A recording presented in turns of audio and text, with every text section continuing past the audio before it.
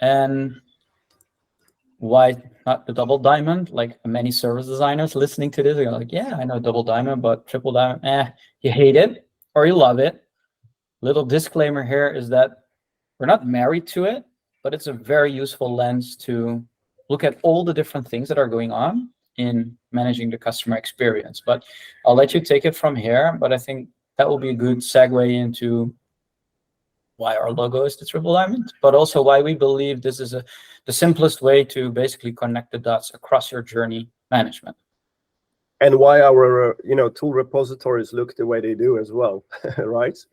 So again, it is actually a slightly different version of this one, but more about the flow. So the energy of how you're moving across these different steps, right?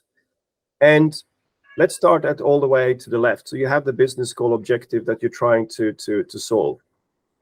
You can be a team, can be a company, it doesn't matter of size. Now what you do is, once you understand the sort of the brief or the context of your problem, you then start to collect different type of insights. So arguments for what is actually going on, data points, etc. So it can be metrics, like for instance an NPS score. It can be what is the customer actually saying through transcripts, interviews, surveys, whatever it is. And there's a reason for why you have this diamond shape, so like expanding and converging shape. So what you do in the beginning of the first diamond is that you're discovering what actually is going on. What is your problem? So you're expanding all the way and trying to understand the context of all the type of inputs that you have around this specific topic. And you map those in different type of journeys. Can be very, very large, big picture, end-to-end journeys down to very detailed level journeys about specific steps and processes. We're going to go into journey framework and how everything is linked. But again, underlining why journeys is that if you have a specific goal and you're only going to figure out insights, and you're going to make a map of your insights, and you're going to like figure out the job to be done, it's valuable, but you still lack the context. So for that one single project, that might be the way to go, but you want to contextualize everything in where the customer is and how it works. So problem discovery in using journeys is an easier way to bring people along later on. But we're going to get to that. I'll let you continue, Martin. I just wanted to highlight that a little bit. Now, it's a good point, Jochem, because what it also can give you is to know what you know and what you don't know, right? So it can also create an inventory of what type of data do we have available around this specific problem, because you can also in data structure journeys based on to what extent are these journeys validated, assumptions, or even maybe still, black holes that we don't know anything about. So it can give you a good idea about what actually we know about this problem once we actually go into decision mode. And then we have converging shape of the first diamond. So once you have, mapped your sort of all your data points available, you can start to narrow in on what truly is the pains and the needs and gains around the specific goal that you're trying to solve across any amount of journeys. Because the journeys tell you in a very graphical ways, like where are these pain points? And they are then defined as opportunities. And opportunities, again, considering this pain, how might we unburden our customers so that they can achieve what they need to achieve? So it's actually a rewritten version of your goal, but from a customer-centric perspective. Now, sorry, go on. Funny anecdote here. Like in traditional design thinking, you would call this the problem statement, right? You have the business challenge, which is like, hey, this is what we want to do as a business, or here's where we think we should figure out something better. And then you go through problem discovery, and you understand what the customer does, and you define a problem statement. Usually that come up to the final problem statement. How might we ... are considering the business challenge? What is so there's different ways of formatting things. So we call this the problem statement. And then our initial customers are like, why so negative? What is this? And we want to be a happy company, right? We want to be positive and giving forward momentum. So we said, okay, you're right. And also in product management, like we talk about opportunities. So little story there, but that is why we landed on the word opportunities. Exactly. Injecting it with positive vibes is always a win, right? Mm-hmm. Okay, so we have we might have now a lot of opportunities. Say we have 20 opportunities, large and small, that are addressing this goal partially or entirely. okay, how do we know which one we should go for? Because we are a company with limited resources. We maybe don't have a lot of time available, etc. So we need to focus on which one to really truly focus on next. So in data, you can prioritize. So you can really quickly assess which ones should we go for. And we'll show you more in detail in a sec how that looks like. But you can think of like, we have validated which pain points are important, but which are worth solving is based on how much value they actually unlock those opportunities, both for you as a business, i.e. directly impact your business goal, but also how much value they give or deliver to the end user, whoever that is. You can think of, for instance, volume and frequency. So how many customers will experience this improvement, and how frequently are these improvements seen or used? That helps you to sort of validate which opportunities to go for. We're still in horizontal mode here, so we're actually looking across the different journeys and the different touch points. And what we then do is that we start to assess which teams are best suited to solve or help us solving these opportunities. And then we go back to these teams and say, hey, look, we have these validated opportunities that is going to solve this business goal. Help us to do this as best as you can. How does it work in practice? Because this is like, if you're doing this for the first time, there's a small, tiny team, usually cross-functional team, that starts to do this work. Yep. But we also have customers that have hundreds of journeys and hundreds of people managing their journeys. So how does it evolve over time? Well, what normally happens is that, maybe now we, fast forwarding a little bit, but it's not one role that uses Dado. Actually, you have many different type of roles that are contributing with their, ownership and responsibilities across the organization to collaborate around what they already do, but you do it in a coordinated way. So if you, for instance, say you have 10 different teams, what you then have is the product manager or even the product owner and so forth. They literally look at, okay, what is relevant from my perspective? What opportunities have been prioritized that I am, indirectly or directly responsible of? And then they can go into data and say, okay, these ones are the ones that we're going to go for. And I, as a representative of my team or teams, can then come with the best possible solution to those prioritized opportunities. And again, the prioritized opportunities can be, defined by business owners, product managers, researchers, and so forth, right? So you have actually a very nice dance between different roles, and everyone is actually slotting in already what they do, but they do it in a collaborative kind of way. Would you have that is a key thing? Like, design thinking was created for a project. It's a useful way to do a project.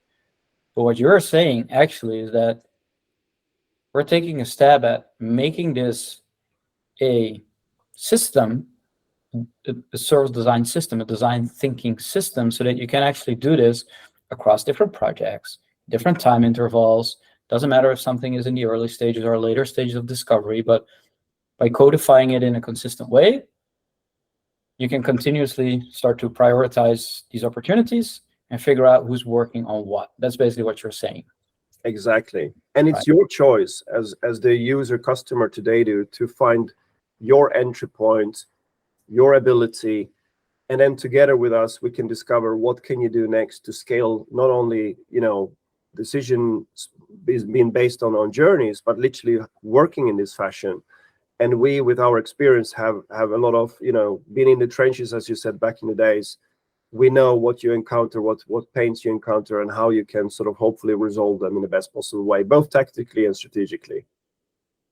Nice. But back to the Dryman again. So what you have here is the solution discovery. So you have now, say, 3 different teams, for the sake of example, 3 different teams. Maybe one is an IT team, another one is a content team, and the third one is maybe the sales team, for instance, or support team. How can they collaborate with their best capacity to solve the opportunity? So what they do is that they come up with shitty ideas. We call them shitty for a reason, because what you want to do is that any idea, it's very easy to come up with ideas, but which ideas do truly stick and deliver on that value that you're looking for? You can validate those ideas very, very quickly. So therefore you have an expanding and a converging shape again. And we track this also in data, because all solution or ideas can be also have different type of status that you go through to all the way to say, okay, these ideas are really, really great. we're going to go to production with these. So it's actually a matter of filtering away everything that will not work before you actually start producing it. So maybe from a backlog of great, you thought 20 ideas, you maybe end up with 3, right?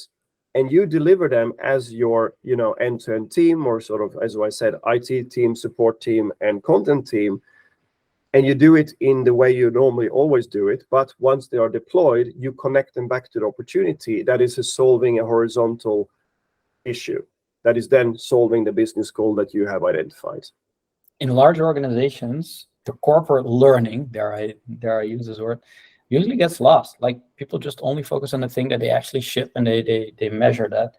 But maybe you're running a few experiments. You're actually building a little version of what you intend to build, and you put it live, and people start to interact with it and they like it, or you change your service, or you try a new different type of campaign. Like, all of these little solutions that are maybe half-baked, if they don't work, tracking that against those opportunities, back to your journeys, will give you a super resource that over time your teams can use to know, like, oh, we tried that before. Oh, in that context, maybe we try it again in a different context, or no, that's never going to work. And that knowledge in most companies is not visible, is not present, is not accessible anywhere. It's lost. It's there's so many different teams doing the same thing over and over again because they didn't know what failed previously, so they do it again because they thought they're the first ones coming up with the solution, right? But in Data, you can track that. We don't only track the backlog of stuff that is actually being built, but we also track stuff that was rejected. And we do that for a reason. Right.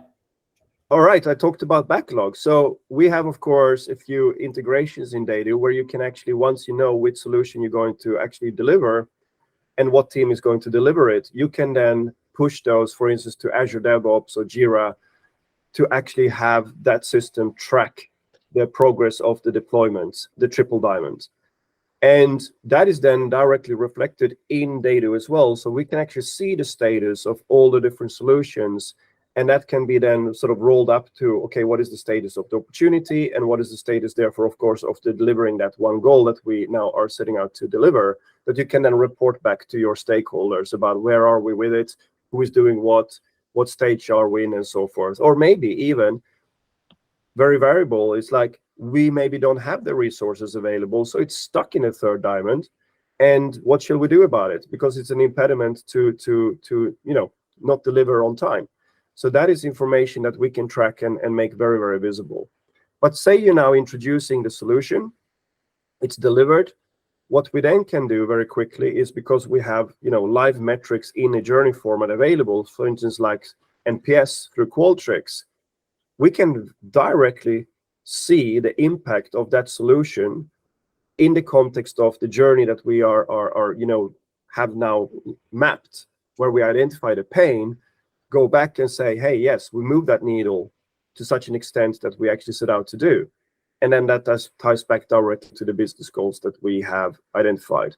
And there we have the closed loop of not only ideating and coming up with great sort of concepts, but actually measuring impact all the way back to the business goal and the customer value that we are setting out to improve in the first place. And this part I really like is that, because this used to be on a project level, but if you put the journey at the center and start to organize yourself around this, you get a different lens, and you can actually do this continuously, impacting that customer experience. I think that is the key here, summarizing the triple diamond workflow, the triple diamond framework, using that as a lens for innovation. What I love is that some of our customers have said, like, there can't be an epic on any roadmap that isn't linked to a journey. Basically meaning, like, the teams have gone through this process and getting to the right approach, or at least a validated approach that they want to ship. Now, a little disclaimer here for people who are listening, like, yeah, but we have like endless backlogs and roadmaps and ideas, and the next time we can implement something is 12 months down the road. It should also work the other way around, right? Once you have clarity on the opportunity and the direction of the solution, you can also navigate this internally and talk about like, what did we actually want to build? And is that still relevant? Does it change the order of things? What should we link back to our journeys? What is not relevant anymore? So there's a lot of reprioritization happening. And the more people that realize that to deliver on your customer-centric goals, reprioritization of our roadmap, of our backlog, is actually necessary, because it was very business-focused, siloed, inside out. And we should like learn how to do it outside in. And I think putting this in place in an organization, but also giving them an objective lens, which are the journeys connecting to the data and the insights to base those opportunities on, give them superpowers. And doesn't have to be that everything from here goes to your roadmap. It can be like, let's reprioritize the roadmap based on what we have learned. I mean, there are even some customers that are hacking the system a little bit, and because we have these integrations, they're actually pulling in their backlog from wherever, Jira, say Azure, and then they have the solutions in They.Do that reflect the backlog, and then they actually look at, hang on, which of these solutions are actually addressing an opportunity, or are we just doing this for the sake of internal processes or egos or whatever it might be, right? Yeah. And they sort of start to literally kill off their projects that are, from a validation perspective at least, maybe not worthwhile pursuing. Right. So let me summarize this, and then let's go into it, because we've been talking about the theory behind They.Do now, which is very valuable, and I really appreciate that.